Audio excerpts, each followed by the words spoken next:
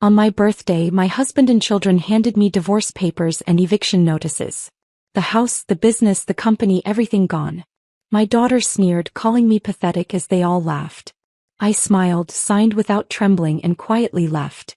Within a week, my phone lit up with 42 desperate calls. Karma had arrived faster than expected. She actually thinks we're throwing her a party tomorrow. Sophia's laugh drifted through the heating vent from Elijah's home office directly below our bedroom. I pressed my ear closer to the metal grate. Dad, are you sure the lawyer said the eviction notice is legal? Nathan's voice now. We've covered everything, Elijah responded. The business transfer, the house deed, the divorce papers. By tomorrow night, your mother won't own anything except that ancient Honda she refuses to sell. I remained frozen on our bedroom floor, my knees grinding into the carpet as my family casually discussed my erasure. Before we continue, I want to thank you for being here. If you believe family betrayal deserves consequences, please consider subscribing. It's free and helps others find these important stories. Now let's see what I discovered. My hand found the edge of our bed frame, gripping it until my knuckles went white. Through the vent, I heard chairs scraping against Elijah's office floor. Papers rustling. Nathan's voice carried up again, clinical and detached, the way he probably sounded in court. The transfer documents are ironclad. I've structured it so she can't claim coercion. As long as she signs willingly, thinking it's something else, we're protected. And Patricia's ready to move in this weekend? Sophia asked. There was an eagerness in her voice that made my stomach turn. Patricia Lawson. The name had been floating around our social circle for months. A recent widow who'd inherited her husband's construction supply business. Patricia understands the timeline, Elijah said. His voice held a warmth I hadn't heard directed at me in over a year. She's already moved some of her things into the storage unit downtown. Once Abigail is out, we can start fresh. I crawled backward from the vent, my movements silent on the thick carpet I'd chosen specifically for its sound-dampening qualities. Ironic that my decorating choice now allowed me to eavesdrop on my own demise. Standing on shaking legs, I moved to our bedroom window and looked out at the backyard where we'd raised our children. The swing set had been gone for years, replaced by Elijah's workshop, but I could still see the ghost of it in the worn patch of grass that never quite recovered. The conversation below continued, but I'd heard enough. My family had been planning this for months while I kept their lives running smoothly. This morning alone, I'd already reviewed 5 contracts for the construction company, confirmed next week's material deliveries, and balanced the accounts that Nathan was supposedly managing. I walked to our closet and pulled down the small suitcase from the top shelf, the one I used for overnight business trips. My hands moved automatically, folding clothes, selecting items that predated my marriage. The pearl necklace my mother had given me for my high school graduation. The watch I'd bought myself with my first paycheck. The photo album from college before Elijah existed in my world. Downstairs, I heard the office door open. Footsteps dispersed through the house. Elijah's heavy tread moved toward the kitchen. Nathan's lighter steps headed to the front door, probably leaving for his apartment downtown, the one I'd co-signed for when his credit wasn't sufficient. Sophia's heels clicked toward the garage, where her BMW sat, the car we'd given her for completing her master's degree. I tucked the suitcase back into the closet and descended the stairs with practiced normalcy. Elijah stood at the kitchen counter, pouring coffee into his favorite mug, the one with the hairline crack that Nathan had given him years ago. He looked up when I entered, and for a moment I saw a flicker of something. Guilt? Anticipation? It passed too quickly to identify. Morning plans? I asked, pulling my own mug from the cabinet. Just some paperwork in the office. He didn't meet my eyes. Tomorrow's a big day. Your birthday. The words sat between us like a loaded gun on the table. 60 years old. I added cream to my coffee, watching it swirl and disappear into the darkness. I suppose that's worth celebrating. We have something special planned. His smile didn't reach his eyes. It hadn't in months, I realized.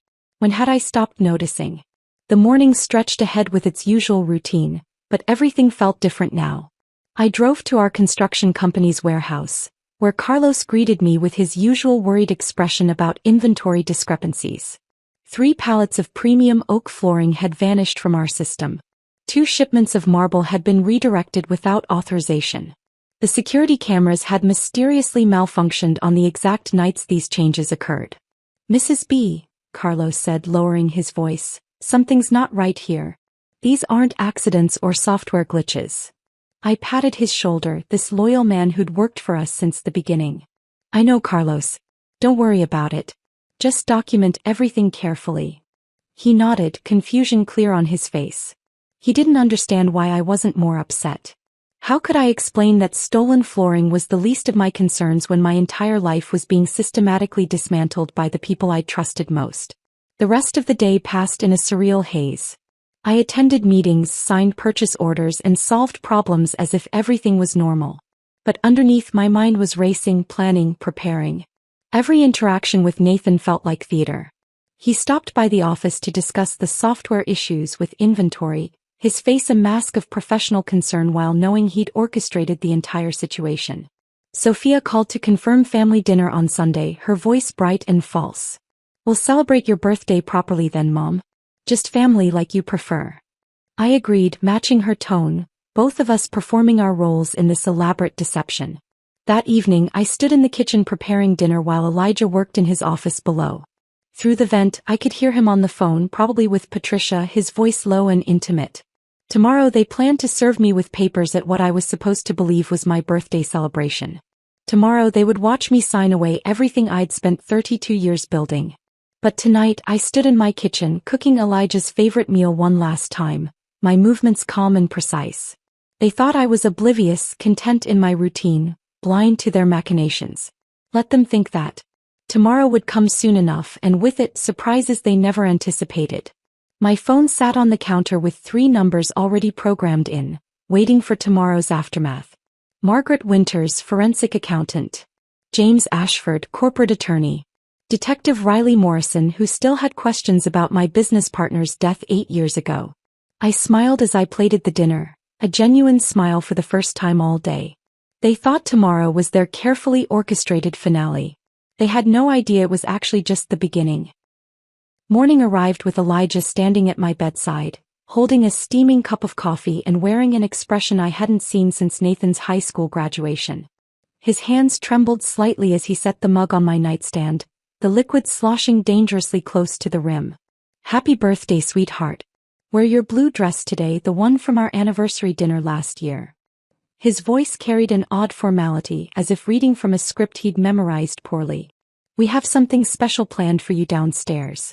The blue dress hung in our closet, tags still attached. I'd bought it for our anniversary, but we'd never made it to dinner. Elijah had claimed a construction emergency that night, though I'd later seen the receipt from a downtown restaurant in his jacket pocket. "Table for 2. I slipped into the dress now, its silk fabric cool against my skin, and noticed how Elijah watched me from the doorway, his foot tapping against the hardwood floor in a nervous rhythm I recognized from 32 years of marriage. Walking down our stairs felt different this morning. The usual family photos along the wall seemed to watch my descent with knowing eyes. At the bottom, the living room had been rearranged. Our furniture pushed against the walls, creating an open space in the center where our mahogany coffee table sat like an altar. The morning light streaming through the windows illuminated a thick manila folder placed precisely in the center. Nathan stood by the front door, his stance wide and blocking, dressed in his courtroom suit despite it being Saturday. His phone was out, held at an angle that suggested recording. Sophia positioned herself near the hallway to the garage, her own phone raised, a small smile playing at her lips. They formed a triangle with Elijah at the apex, and I stood in the center, surrounded. "Please sit down, Abigail." Elijah gestured to the chair they'd positioned facing the table. Not my usual spot where I'd sat for thousands of morning coffees, but a kitchen chair brought in specifically for this moment. The wood felt cold through the silk dress. Nathan cleared his throat and stepped forward, his lawyer voice replacing any trace of the son who used to call me for advice during law school. "Mom, we need to discuss some changes to the family structure and business arrangements. What we're presenting today is the result of careful consideration and legal consultation." The folder opened under Elijah's fingers, revealing documents marked with yellow tabs indicating signature lines. So many tabs. A lifetime of tabs. Nathan continued speaking, his words flowing with practiced precision while I watched Elijah's hands shake as he spread the papers across the table's surface. The first document is a dissolution of marriage filing. The terms are generous, considering the circumstances. Nathan's eyes never met mine, focused instead on a point just above my head. You'll receive your personal belongings and the Honda. The second set transfers your interest in the construction business to Dad, recognizing his role as primary operator. The third relinquishes claim to this property, acknowledging that the mortgage and improvements were funded primarily through Dad's efforts. Each word landed with calculated impact, but it was Elijah who delivered the personal blow. We've grown apart, Abigail. You know we have. This is best for everyone. A chance for new chapters. His memorized speech faltered as he gestured vaguely at the papers. Patricia Lawson has been helping us navigate this transition. She understands business, understands what we need moving forward. Sophia finally spoke, her young voice carrying a cruelty that must have been rehearsed to achieve such perfect delivery. We've already moved your things to the garage, Mom. The stuff that's actually yours anyway. Most of it was Dad's money that bought everything else. She lowered her phone slightly to look directly at me. It's all sorted, labeled, ready for you to take. The silence that followed felt alive, breathing in the space between us. Through the front window I caught movement. Mrs. Henderson from across the street stood in her garden, pretending to water plants that didn't need watering. Tom Martinez next door had chosen this moment to check his mailbox for the third time this morning. They knew. The whole neighborhood had been informed or warned or invited to witness my humiliation. You're pathetic, Mom. Sophia's words cut through the silence with surgical precision. Did you really think we needed you anymore? Dad built this business. Nathan has the legal expertise. I have my own life, my own career. What exactly do you contribute except going through the motions every day like some kind of robot? Nathan's chuckle came quick and sharp, a sound I'd never heard from him before. Elijah's laugh followed, nervous and high, the laugh of a man who'd crossed a line and couldn't find his way back. The sound echoed off the walls of the home I'd spent 3 decades creating, maintaining, and filling with what I'd thought was love. Movement from the kitchen caught my attention. Marcus Webb stepped into view, Nathan's law school friend who'd attended dozens of dinners at this very table. He held his briefcase like a shield, his expression professionally neutral.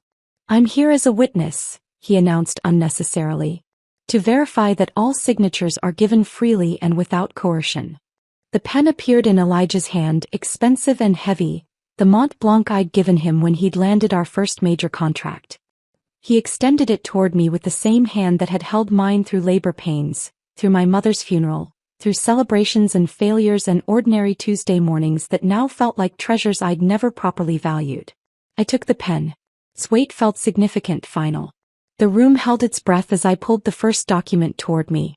Nathan shifted his position slightly, ensuring his phone captured everything. Sophia zoomed in with hers. Elijah's breathing grew audible in the silence. My signature flowed across the first yellow tab with practiced ease. Then the second. Third. Each name written with the careful penmanship my mother had insisted I perfect. Back when signatures meant promises and promises meant something. I signed away the house where my children had taken their first steps. I signed away the business I'd helped build from a single truck and a dream. I signed away 32 years of marriage with the same steady hand that had once signed our wedding certificate. The final signature complete, I set down the pen with a soft click against the mahogany surface. Looking up, I met each of their eyes in turn. Nathan's held triumph mixed with something else. Uncertainty? Sophia's phone lowered slightly as she processed my calm. Elijah stepped backward as if I might explode, might rage, might become the scene they'd apparently prepared for. That I smiled. A real smile, the kind that reached my eyes and transformed my face into something they hadn't seen in years. Peace. It unnerved them more than any scream could have. Thank you, I said softly, rising from the chair with deliberate grace. This makes everything so much simpler. My steady composure lasted exactly until I closed the Honda's door behind me. The old car's engine turned over on the third try, just as it had for the past 15 years, and I drove away from my former life with nothing but 2 suitcases and a silence so complete it felt like drowning. The extended stay hotel sat 12 miles from the house, far enough that no one from our social circle would accidentally spot my car in the parking lot. The desk clerk barely glanced up as I counted out cash for a week's stay. Room 237 smelled like industrial disinfectant and broken dreams, but it had a door that locked and a bed that wasn't shared with a man who'd been planning my disposal for 6 months. I dropped the suitcases by the door and pulled out my phone, switching it to airplane mode before removing the SIM card entirely. They'd expect me to call someone, anyone, to rage and cry and beg for explanations. Instead, I would disappear into the silence they'd created. But first, I needed intelligence.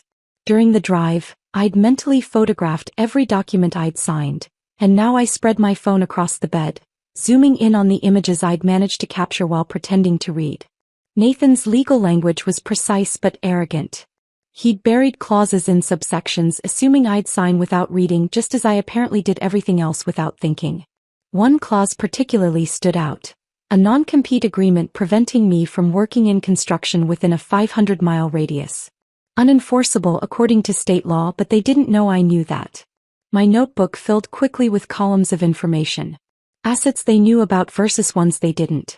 The separate business account I'd opened 3 years ago when I'd started noticing discrepancies, now holding $40,000 in legitimate consulting fees from side projects Elijah had deemed too small to bother with. The storage unit across town where I kept my mother's antiques, still in my maiden name. The network of suppliers who dealt with me directly, bypassing the official company channels. At exactly midnight, I walked to the hotel's business center and used their phone to make the first call. Margaret Winters answered on the second ring, her voice alert despite the hour. We'd been roommates at State College, both studying business when women were still oddities in those classrooms. She'd become a forensic accountant specializing in divorce cases, finding hidden assets with the dedication of a bloodhound. Abigail? This number isn't yours. Her voice sharpened with concern. I need your expertise, Margaret. Confidentially. Can we meet tomorrow? Where and when? No questions about why I was calling from an unknown number at midnight, no expressions of surprise. Margaret had handled enough ugly divorces to recognize the sound of a woman in crisis. The second call required more delicate handling. James Ashford had built his law practice on corporate litigation, but 4 years ago, I'd helped his daughter Rebecca escape an abusive marriage by hiding her in our guest house for 3 weeks while James arranged protection orders. He tried to pay me, tried to express gratitude in ways that mattered to men like him, but I'd simply told him that someday I might need a favor. James, it's Abigail Brennan. I'm calling in that favor. His pause lasted 3 seconds. I'll clear my morning schedule. My private office entrance, 7 sharp. The third call made my hands shake slightly. Detective Riley Morrison had investigated my business partner Robert Lawson's death 8 years ago. Heart attack at 52, the coroner had ruled, though Robert had just passed a comprehensive physical the month before. His widow Patricia had inherited his shares in our largest competitor, then sold them 6 months later for triple their value when the company mysteriously received 3 government contracts Robert had been pursuing. Detective Morrison? This is Abigail Brennan.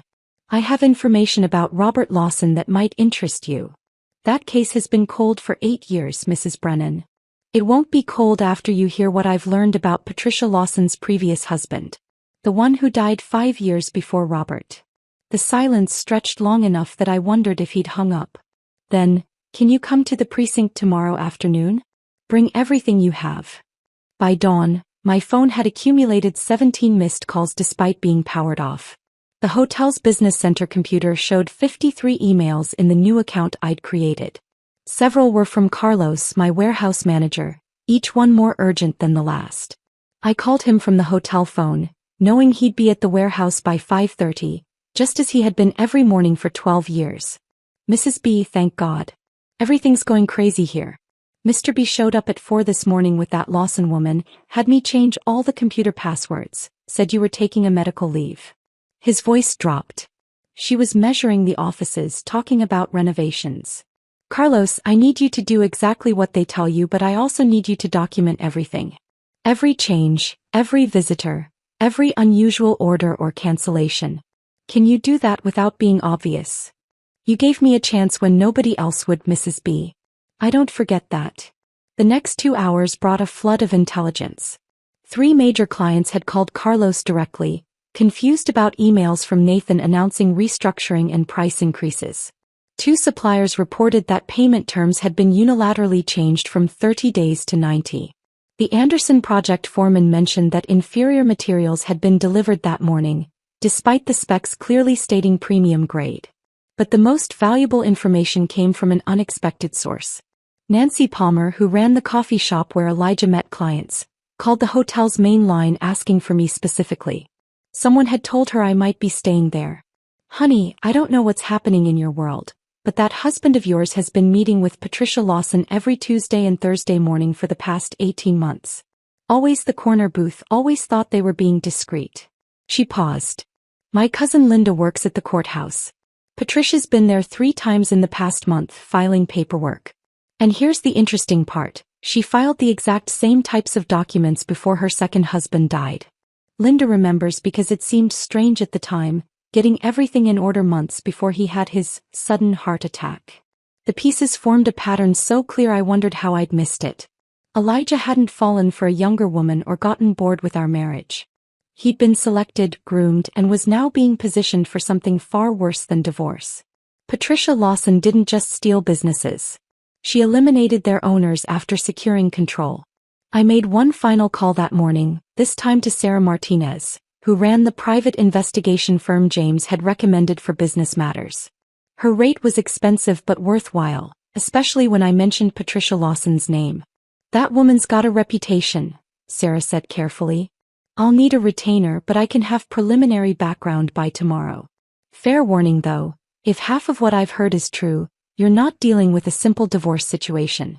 You're dealing with someone who plays for keeps permanently." The hotel room had transformed from a refuge into a command center. Documents spread across the bed, laptop open to business accounts they didn't know existed, phone numbers for allies who would help me navigate the disaster my family had unleashed. They thought they'd won, thought I'd crumble into nothing while they celebrated their freedom. They had no idea what they'd actually done. They'd freed me too. Margaret Winters arrived at the hotel room at 7 the next morning carrying 2 laptops and a box of files that made the desk groan when she set them down. Her expression shifted from professional concern to genuine alarm when she saw the documents I'd photographed spread across the bed, each one marked with sticky notes detailing the hidden clauses and implications. 3 years, she said after 90 minutes of analysis, her fingers flying across calculator keys. "They've been bleeding the company for 3 years, Abigail. The patterns are clear once you know what to look for." She pulled up spreadsheets on her laptop, the numbers forming a story of systematic theft. Funds diverted through fake vendor payments, legitimate expenses inflated by 30% with the excess routed to accounts in the Cayman Islands, construction materials purchased but never delivered, their costs written off as losses. The total made my stomach turn. $1.2 million methodically stolen while I'd been focused on daily operations. "Nathan's digital signature appears on every fraudulent document," Margaret continued, highlighting specific transactions. "He used his law firm's credibility to authorize transfers that would never pass a real audit. And here, look at this." She pointed to a series of equipment sales from 6 months ago. "Your daughter sold 3 excavators and a crane through a third party. The equipment went for half its market value, and the buyer was a shell company that traced back to an art gallery. Her gallery. The gallery Sophia had opened last year, the one we'd celebrated with champagne and proud parent photos. Every opening, every exhibition funded by stolen equipment from the company her grandfather had started with his bare hands and a single truck." Margaret's most damning discovery came from cross-referencing dates. "Patricia Lawson's name appears on signature cards for your business accounts 2 weeks before your birthday, before the divorce papers were filed. They were so confident you'd signed that they'd already started the transfer process." My phone buzzed with a text from Carlos. "Need to talk. In person. Urgent." I met him at a diner 5 miles from the warehouse, choosing a booth where I could watch the door. Carlos arrived looking haggard, sliding into the seat across from me with movements that suggested he'd been looking over his shoulder. "Mrs. B, I stayed late last night pretending to do inventory. Around 9 your husband showed up with that Lawson woman. They didn't know I was in the upper storage area." He pulled out his phone, swiping to a voice recording app. "I recorded this." The audio was muffled but clear enough. Elijah's voice. "Once the divorce is finalized, we can start liquidating assets more aggressively. Then Patricia, her tone cold and businesslike. The timeline is critical. We need her completely removed from any decision-making position. If she tries to interfere, we'll handle it. I've handled obstacles before. There's more, Carlos whispered. I checked the security system this morning. Someone deleted footage from 3 specific nights over the past month. But they didn't know about the backup drive I installed in the ceiling. I have everything. The footage he'd saved on a thumb drive showed Elijah and Patricia photographing inventory lists, client contracts, and supplier agreements. In one frame, Patricia was on her phone while pointing at our client database on the computer screen. The timestamp showed 2:47 a.m., 3 weeks before my birthday. They've been planning to gut the company and sell it piece by piece, Carlos said. I heard her mention buyers from Phoenix who'd take the contracts but not the employees. Everyone would be terminated. Detective Morrison's call came as I was driving back to the hotel. Can you meet me at the precinct now? What I found, we need to discuss it immediately. His office hadn't changed in 8 years, still cluttered with case files and coffee cups that looked like science experiments. But his expression was different, sharper, more focused than when he'd investigated Robert's death. Patricia Lawson's first husband died of a heart attack at 48. Her second, Robert, at 52. Both were cremated within 48 hours, which is unusual but not illegal. But here's what we missed the first time. He spread photos across his desk. Both men increased their life insurance policies 6 months before their deaths. Both named Patricia as beneficiary. And both had the same symptoms in their final weeks: fatigue, shortness of breath, chest pain. Classic signs of digitalis poisoning, which mimics heart attack symptoms. He pulled up another document on his computer. Your husband increased his life insurance policy last month. $2 million. Patricia Lawson is listed as secondary beneficiary after you. But once the divorce is finalized, she becomes primary, I finished. My tech specialist recovered deleted text messages from a phone Patricia thought she'd destroyed. She and your husband discussed permanent solutions and timeline adjustments regarding someone they refer to as the obstacle. Given the context, we believe that's you. The room felt smaller suddenly, the implications crushing. This wasn't just about money or business. Patricia had graduated from financial murder to the actual kind, and Elijah was either complicit or next on her list. My phone rang with a number I didn't recognize. It was Michael Anderson, whose housing development represented 40% of our company's current contracts. Abigail, I'm calling you directly because something's not right. Nathan missed our meeting yesterday, then sent junior materials to my site that weren't even close to spec. My foreman had to refuse delivery. The substandard lumber could have caused a catastrophic failure. His voice hardened. I also heard you're no longer with the company. Is that true? It's complicated, Michael.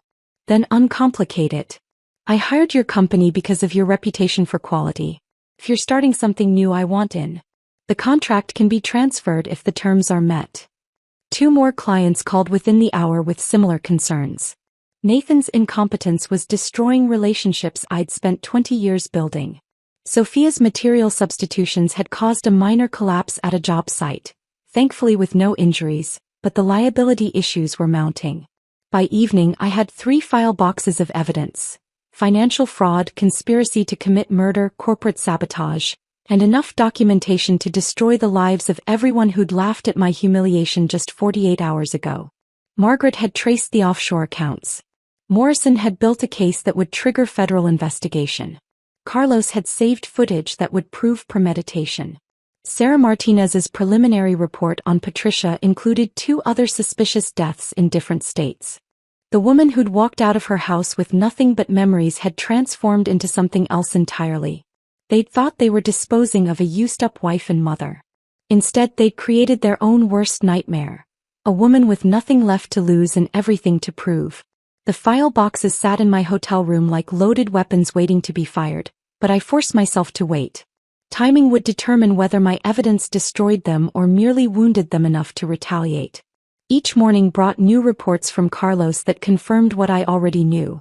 Without me, the company was eating itself alive. The Henderson crane broke down again today, Carlos informed me during our Tuesday morning call. Nathan refused to authorize the repair costs, said we'd just use the backup. He doesn't know we sold the backup crane 6 months ago. Sophia handled that transaction herself. The operator had to walk off the Mitchell site. Through the hotel window, I watched rain streak the glass while Carlos detailed the cascade of failures. The automated billing system had crashed because Nathan had forgotten to renew the software license. 3 subcontractors had walked off sites after payments were delayed past 90 days. The liability insurance was set to lapse in a week because Sophia had been using the premium payments to cover her gallery's rent. I documented everything in a leather journal, each failure meticulously recorded with dates, times, and consequences. The methodical note-taking gave me something to focus on besides the hole in my chest where my family used to live. 32 years of marriage reduced to evidence items. 2 children I'd raised became co-conspirators in my elimination. The knock on my door at 3 that afternoon was soft but persistent. Through the peephole, I saw Rebecca Thompson, my mentor from 20 years ago when I'd first entered the construction industry. She stood in the hallway wearing a rain-soaked coat and an expression of determined concern. "Abigail, open the door. I know you're in there and we need to talk." Rebecca entered my room without judgment, taking in the evidence boxes and wall of documents with the practiced eye of someone who'd built an empire from worse circumstances. She'd started Thompson Construction with a single truck after her own divorce, turning it into the largest firm in 3 states. "Word travels fast in our industry," she said, settling into the uncomfortable hotel chair like it was a throne. "Nathan Brennan called me yesterday trying to poach my contracts. The boy actually thought throwing around his father's name would mean something. I told him I only work with professionals who know the difference between rebar and regret. Despite everything, I almost smiled at that. I'm here with an offer, Abigail. Not charity business. I need someone who understands quality control, client relationships, and project management. Someone who can take over our commercial division while I focus on government contracts." She pulled a folder from her briefcase. "Full partnership track. Corner office in the Meridian building. And here's the interesting part. It overlooks your old headquarters. You can watch them fail while you rebuild." The salary she quoted was double what I'd ever drawn from my own company. The benefits included things I'd never allowed myself. Car allowance, expense account, profit sharing that actually meant something. But it was the project list that made my breath catch. Every client who'd called me about Nathan's incompetence was already inquiring about moving their contracts to Thompson Construction. "When would you need an answer?" "Take your time. A week, maybe 2.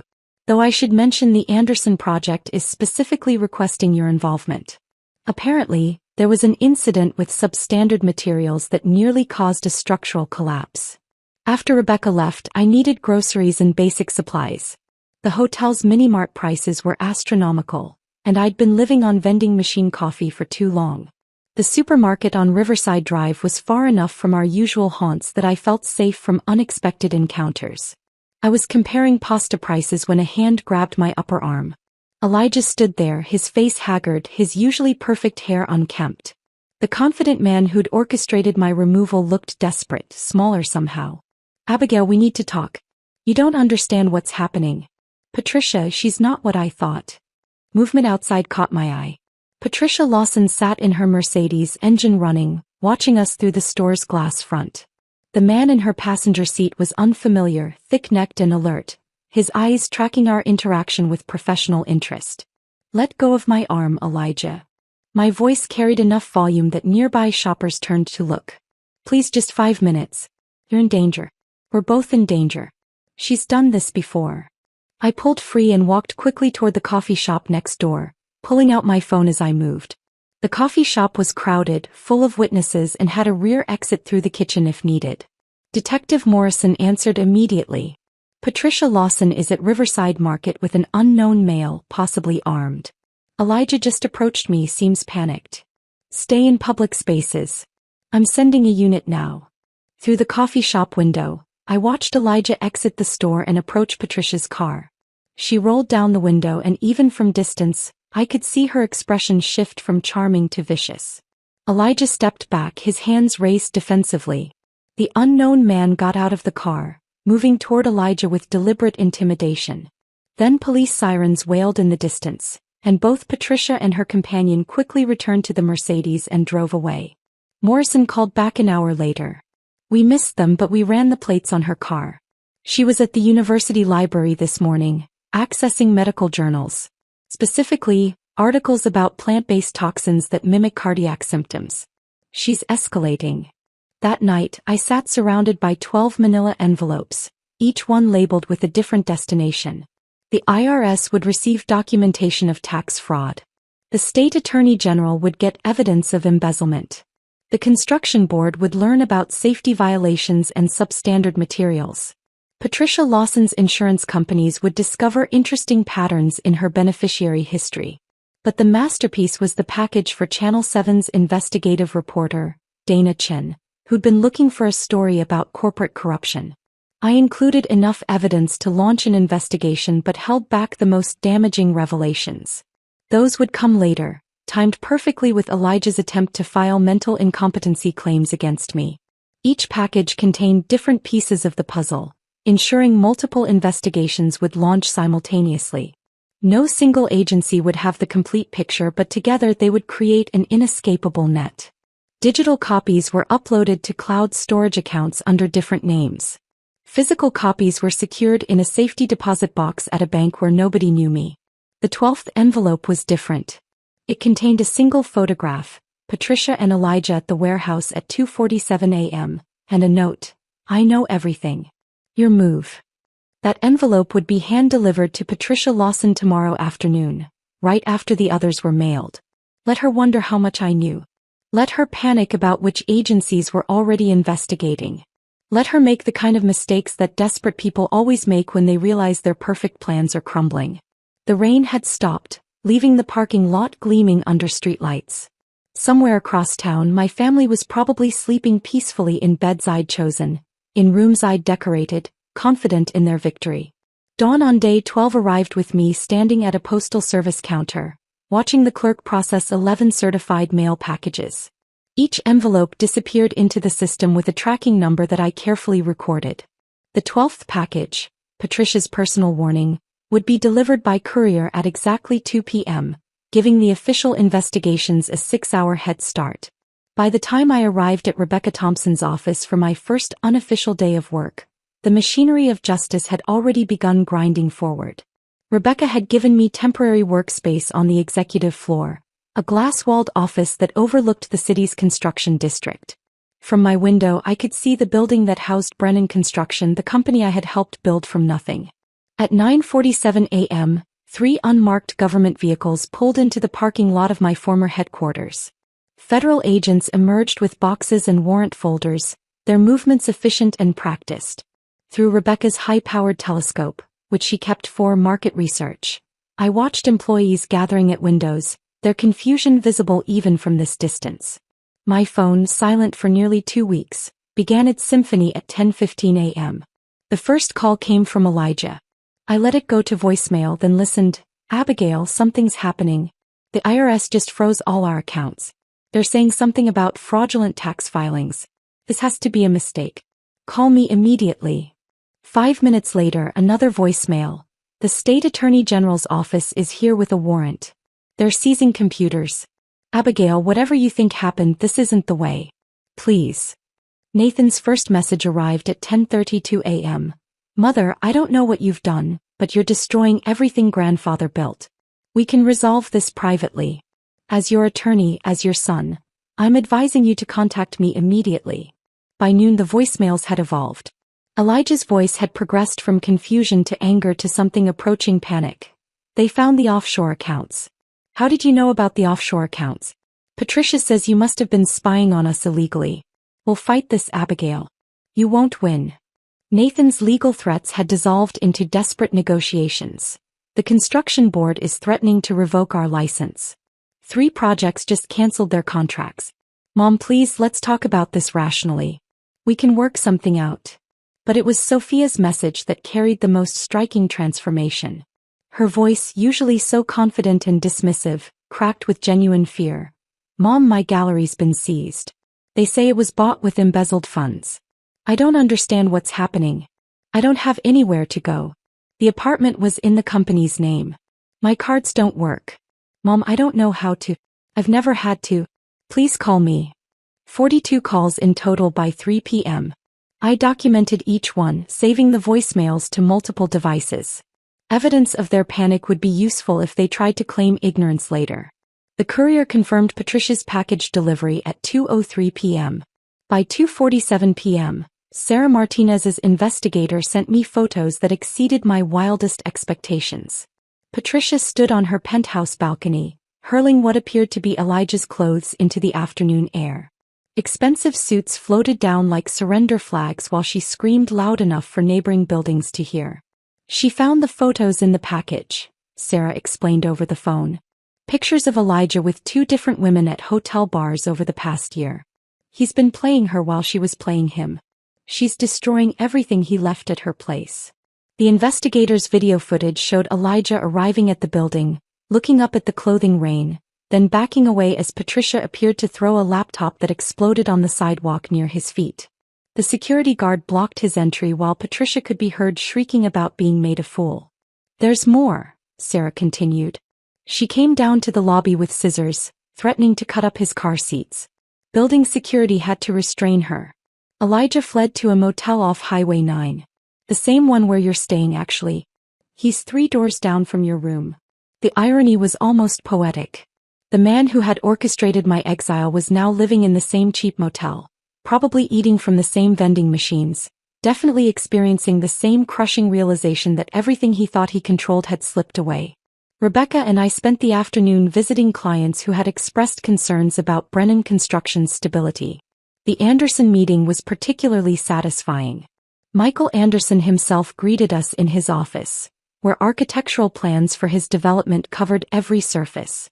"Abigail, I'm glad you're here. I received a call from Nathan Brennan this morning, threatening legal action if I break our contract."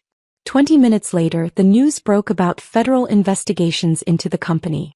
"I want Thompson Construction to take over immediately, with you personally overseeing the project." We visited 6 clients that day. Every one of them signed transfer agreements moving their contracts to Thompson Construction. The combined value exceeded $8 million, more than Brennan Construction's entire annual revenue from the previous year. Carlos called as we returned to the office. "Mrs. B, it's chaos here. 17 workers have already quit. The rest are updating resumes. Nathan tried to run a safety meeting but didn't know the basic protocols. Someone called OSHA about the violations. They're coming Monday. Carlos, Thompson Construction needs an experienced warehouse manager. Same crew, better pay, actual safety standards. Interested?" His relief was audible. "When do I start?" By evening, Rebecca and I had hired 12 of Brennan Construction's best employees, secured 4 major contracts, and established a transition timeline that would have the Anderson project back on schedule within a week. We celebrated with coffee in her office, watching the last government vehicle leave the Brennan Construction parking lot. "You know what the beautiful part is?" Rebecca said, studying the building through her telescope. "You didn't destroy them. You just removed yourself from the equation and let them reveal who they really were. The fraud, the theft, the incompetence, it was always there. You were just the foundation holding it all together." My phone buzzed with text number 43 from Elijah. "Patricia knows about the other women. She's threatening to go to the police about something. I don't know what you've started, but it's destroying everything." I deleted the message without responding. Tomorrow the news would break publicly. Dana Chen's investigative report would air during the evening news. The construction community would learn about the fraud, the safety violations, and the federal investigations. By week's end, Brennan Construction would exist only as a cautionary tale about greed and betrayal. But tonight I sat in my temporary office, looking out at the city I had helped build one quality structure at a time. Tomorrow I would sign my employment contract with Thompson Construction. Tomorrow I would begin rebuilding my professional life on my own terms. The phone rang once more, call number 44. This time I recognized the number as the motel's front desk. Elijah was probably trying to reach me through their phone since I wouldn't answer his calls. I let it ring, packed my things, and headed to my room at a different hotel across town. The new hotel room felt safer, 20 miles from Elijah and his desperate attempts to reach me through the motel's front desk. I had just finished organizing my new office supplies when Dana Chen's investigative report began playing on the mounted television. Her serious expression filled the screen as she stood outside Brennan Construction's headquarters, the building looking abandoned despite the middle of the business day. Tonight, we investigate the sudden collapse of one of the region's most trusted construction companies, following federal raids and multiple arrests, Dana announced. Behind her, workers were removing the bronze letters spelling Brennan from the building's facade, each letter dropping into a truck bed with a hollow clang. My phone vibrated with a text from Detective Morrison. Turn to Channel 5 instead. You'll want to see this live. I switched channels to find breaking news coverage. Federal agents were escorting Elijah from the Highway 9 motel in handcuffs, his head down, his expensive suit replaced by the rumpled clothes he'd been wearing for days. The timestamp showed 6:47 p.m., exactly 3 weeks since my birthday ambush. The reporter's voice carried over the footage. Elijah Brennan, founder of Brennan Construction, arrested on charges of tax evasion, fraud, and conspiracy. The scene shifted to Nathan's law firm downtown. Through the glass doors, agents could be seen carrying boxes while Nathan stood frozen at the reception desk, his colleagues backing away as if his legal troubles might be contagious. His arrest happened in full view of the senior partners who had once praised his ruthless efficiency. They led him out through the main entrance, ensuring everyone saw the Golden Boy's public downfall. Sophia's arrest was quieter but no less complete. The gallery she had loved so much was wrapped in yellow tape, the windows she had spent weeks arranging now blocked by federal seizure notices. Agents found her sitting in the back office, surrounded by pieces she could no longer sell from a business that no longer existed. The reporter noted she went quietly, seemingly in shock. Patricia Lawson's arrest provided the evening's dramatic climax. News helicopters circled her penthouse as agents attempted entry. She could be heard screaming about her rights, about conspiracy, about being set up. The footage showed her being dragged out, still in designer heels and a silk robe, her perfectly styled hair finally disheveled. The reporter mentioned additional charges being prepared related to 2 previous husbands' deaths. Morrison called as the coverage continued.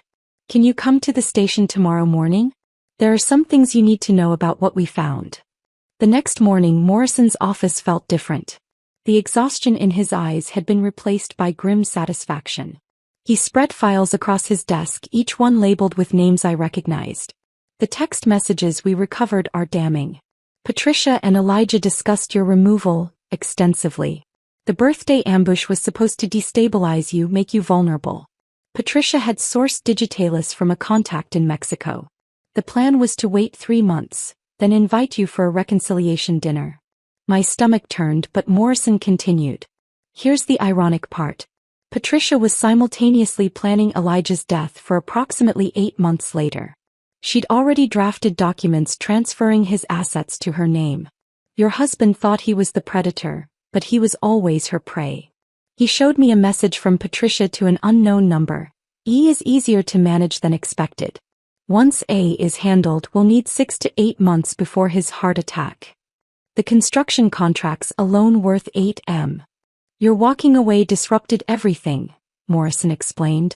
Without you to blame for the company's collapse, Patricia couldn't position herself as Elijah's savior. When the investigation started, she panicked, moved too fast, made mistakes. Your silence saved your life and probably his too. I returned to Thompson Construction's offices to find my permanent workspace ready. The corner office Rebecca had promised overlooked the entire construction district. Through the floor-to-ceiling windows, I watched a foreclosure notice being posted on the house I had designed with such hope decades ago. The workers were gentle with it, as if understanding the weight of what they were posting. Throughout the day, former Brennan Construction employees stopped by to thank me for hiring them at Thompson. Carlos had brought his entire warehouse team. The Anderson project foreman had convinced his best crews to make the switch. Even the receptionist, Maria, who'd worked at Brennan for 15 years, now sat at Thompson's front desk. You gave us dignity in this transition, Maria said, tears in her eyes. You could have left us all to sink with them, but you didn't. The mail arrived at 3 p.m. with 3 letters forwarded from the hotel. Nathan's handwriting on the first envelope was shaky, the confident legal script replaced by desperate scrawls. His note was brief. Mom, I need money for the commissary. They're threatening to take my bar license. I know I have no right to ask, but I don't know who else to turn to. The other inmates found out I'm a lawyer. It's not safe here. Sophia's letter ran 3 pages, her artistic handwriting cramped and tear-stained. I never learned anything real, Mom. You tried to teach me, but I thought I was above it all. I thought the money would always be there. I can't even make coffee properly. The halfway house has me washing dishes and I don't even know how to do that right. I'm 26 and I'm starting from zero. Elijah's message came through his public defender, typed on official letterhead. Mrs. Brennan, my client maintains that Patricia Lawson manipulated the entire situation. He states he was coerced into the divorce proceedings and was unaware of the criminal elements involved. He wishes to discuss the possibility of character testimony regarding his years as a law-abiding citizen. I created a new folder in my filing cabinet, labeling it Birthday Gifts in permanent marker. Each letter went inside not out of cruelty but as evidence of consequences. They had given me divorce papers for my 60th birthday. The universe had returned the favor with arrest warrants for theirs. That evening I stood in my new office as the sun set over the city. The Brennan construction sign was completely gone now, leaving only ghost letters on the building's facade where decades of weather had left their mark. Tomorrow, demolition would begin on the interior, stripping it bare for new tenants. Rebecca joined me at the window, handing me a cup of tea. Any regrets? I thought about the question, watching the last light fade from my former life. They taught me something valuable. Sometimes the best revenge isn't destroying those who hurt you. It's stepping back and letting them destroy themselves while you build something better from their ashes. The local news played on the office television, showing footage of the 4 arrests again. The reporter mentioned that additional charges were being filed daily as more evidence surfaced. The Construction Industry Board had permanently revoked Brennan Construction's license. The IRS had seized all assets pending investigation. Patricia Lawson was being investigated for 2 additional suspicious deaths in other states. Justice had arrived exactly 3 weeks after my birthday, wearing handcuffs and carrying federal warrants. 6 months had transformed everything except the sunrise. I stood at the window of my new apartment, watching the same sun paint the same sky, but everything it illuminated had changed. The coffee in my hand came from a machine I had chosen, brewed exactly how I preferred it without considering anyone else's taste. The mug, a handmade ceramic piece from a local artist, had no history, no memory, no ghost of better times haunting its rim. The apartment itself was smaller than the house, but every square foot belonged entirely to me. The furniture told no stories of compromise. The leather reading chair by the window had caught my eye at an estate sale, and I bought it without asking permission or checking joint accounts. The dining table seated 4 instead of 8, made from reclaimed pine by a craftsman who understood that imperfections could be beautiful. Above it hung photographs from the past 6 months. Carlos and his family at a barbecue, Rebecca and me signing contracts. The Anderson Project's completion ceremony where Michael Anderson had publicly credited me with saving his development. My phone rang with Margaret Winters calling to confirm lunch plans. She had become a regular presence in my new life, our college friendship rekindled by crisis and strengthened by survival. We met weekly now, 2 women who had learned that starting over at 60 was not a consolation prize but an unexpected gift. The partnership ceremony at Thompson Construction was scheduled for that afternoon. Rebecca had insisted on making it formal, inviting clients and industry leaders to witness the transition from employee to equal partner. The documents were already signed. I had learned to read every word now. But Rebecca understood the value of public recognition. The conference room filled with people who had watched my public humiliation and private rebuilding. Michael Anderson arrived early, bringing his wife who pulled me aside to whisper her admiration. 3 other major clients attended, each one having transferred their contracts from Brennan to Thompson specifically because of my involvement. The construction inspector who had flagged Nathan's safety violations shook my hand with genuine respect. Rebecca stood at the podium, her voice carrying across the room with practiced authority. 6 months ago this company gained something invaluable: integrity in human form. Abigail Brennan rebuilt herself and our commercial division simultaneously, securing $8 million in new contracts while maintaining a perfect safety record. Today she becomes my equal partner in Thompson Construction, though she has always been my equal in every way that matters. The applause felt different from any recognition I had received before. This was earned entirely by my own efforts, not reflected glory from a husband's success or children's achievements. The champagne tasted sweeter because I had paid for it myself. That evening a letter arrived at my office. Federal Bureau of Prisons official seal, Elijah's prisoner number in the corner. Inside, a visitation request form with a handwritten note. Please. One conversation before my transfer. There are things you need to know about the children. I held the paper for a long moment, feeling its weight. The man who had orchestrated my disposal was invoking our children to manipulate me one last time. But curiosity won. 3 days later, I sat in a federal detention center's visiting room, watching them bring in someone who looked like Elijah, aged 10 years. His orange jumpsuit hung loose on a frame that had lost 30 pounds. The confident posture had been replaced by a defensive hunch. When he sat across from me, separated by reinforced glass, his hands shook as he picked up the phone. "You look well," he said, his voice hollow through the receiver. I said nothing, waiting. "They're struggling. Nathan and Sophia. The public defender says Nathan might get 18 months minimum security if he cooperates fully. Sophia's in a halfway house learning job skills." He paused, studying my face for sympathy that wasn't there. "There are children, Abigail. They stopped being my children when they laughed at my pain." His face crumpled slightly. "I need money for the commissary. And a lawyer, a real one. Patricia's team is trying to pin everything on me, making me the mastermind when she was pulling the strings all along. You made your choices, Elijah. Every signature, every lie, every secret meeting with Patricia. Those were all choices. I loved you once," he said desperately. "Doesn't 32 years count for anything?" It counted for everything. That's why the betrayal was so complete. I stood to leave. "Abigail, please." His voice cracked through the phone. "I'm being transferred to federal prison in Arizona. 5 years minimum. I'll die in there." I hung up the phone and walked away, his muffled shouts following me through the reinforced glass. The desperation in his voice was the same tone I had carried in my chest that morning they ambushed me. Now it was his burden to bear. A week later, another unexpected letter arrived. This one from Jennifer, Nathan's ex-wife, whom he had divorced 2 years ago, claiming she lacked ambition. She was struggling, she wrote, trying to restart her life after Nathan had hidden assets during their divorce. She had heard about my new position and wondered if Thompson Construction had any entry-level positions. I hired her as an administrative assistant. She arrived that first morning nervous but determined, grateful for the chance Nathan had never given her. Watching her slowly find her confidence over the following weeks felt like balance being restored to the universe. The news eventually stopped covering the Brennan construction scandal. Elijah got 7 years. Patricia got life without parole after they connected her to 4 murders across 3 states. Nathan received 2 years and permanent disbarment.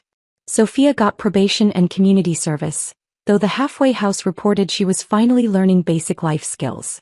I kept their letters in the folder marked birthday gifts, occasionally reading them to remind myself how far I had traveled from that morning of orchestrated cruelty. They had given me divorce papers and eviction notices, thinking they were ending my story. Instead, they had freed me to write a better one. Standing in my office as another day ended, I watched the city lights begin their nightly show. Somewhere in federal prisons across the country, the people who had tried to erase me were learning what erasure really felt like. Those 42 desperate calls had come too late because karma had already been set in motion the moment they chose cruelty over compassion. My phone sat silent on my desk, no longer a source of dread but a tool for the business I was building on my own terms. Tomorrow would bring new contracts, new challenges, new opportunities to prove that the best revenge was not destruction but reconstruction. I had built beauty from their ashes, and it was entirely mine. If this story of calculated revenge had you holding your breath, hit that like button right now. My favorite part was when Abigail calmly signed every document with a serene smile, knowing she had already set her plan in motion. What was your most satisfying moment? Drop it in the comments below. Don't miss more gripping stories like this. Subscribe and hit that notification bell so you never miss an upload.